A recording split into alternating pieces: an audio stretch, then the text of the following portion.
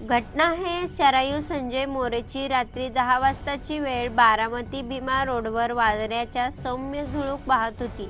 बारामती शहराची गजबज हळूहळू ओसरत होती, पण ऊर्जा भवन परिसर मात्र शांततेत झोपायला लागला होता। दिवसभर काम करणाऱ्या लोकांचे थकलेले चेहरे आता घरच्या दिशेने निघाले होते। अशाच्या रस्त्यावरून एक दुचाकी येत होती। त्या दुचाकीवर 2 तरुण स्वप्न बसलेली होती। त्यापैकी एक होती शरायू संजय मोरे, वय वर्ष 22 अशी आयुष्याच्या उमलत्या वयातली वैद्यकीय शिक्षणासाठी अहोरात्र झगडणारी मुलगी। डॉक्टर होऊन आपल्या गावाचं समाजाचं नाव उज्ज्वल करायचं हे तिचं ध्येय होतं। शरायूच्या डोळ्यात नेहमी चमक असायची, कारण ती आयुष्याच्या नव्या क्षितिजाकडे पाहत होती। तिच्यासोबत तिचा एक जवळचा मित्र दुचाकीवर होता। दोघेही गप्पा मारत हसत होते।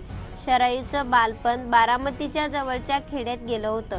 साधं सरळ कुटुंब, वडील शेतकरी, आई गृहिणी। घरची परिस्थिती फारशी चांगली नसली तरी मुलगी डॉक्टर होणार याचं स्वप्न त्यांनी लाडानं जोपासलं होतं। शरायू अभ्यासात हुशार होती। शाळेत नेहमी पहिल्या 10 मध्ये असायची। मित्रमैत्रिणी मदत करायची आणि डॉक्टर होण्यासाठी बारामतीला येऊन तिने वैद्यकीय शिक्षण सुरू केलं। त्या दिवशी 31 ऑगस्ट 2025 रोजी तिने नेहमीसारखंच आपलं कॉलेजचं काम आटोपलं होतं। दिवसभरच्या थकव्यामध्ये सुद्धा तिच्या चेहऱ्यावर हास्य होतं। संध्याकाळी थोडा वेळ मित्रासोबत घालून ती घरी निघाली।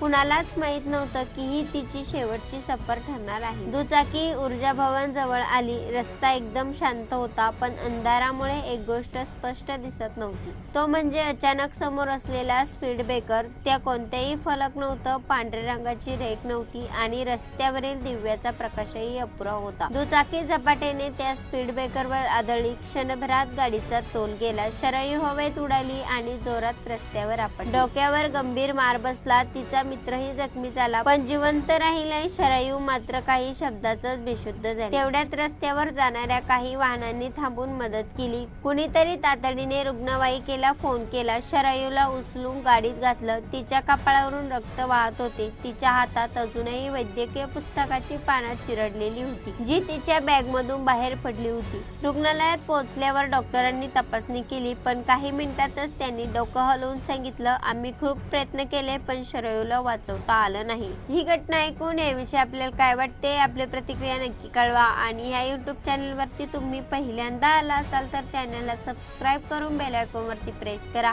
आणि अशाच येणाऱ्या नवनवीन व्हिडिओचे नोटिफिकेशन मिळवा। धन्यवाद।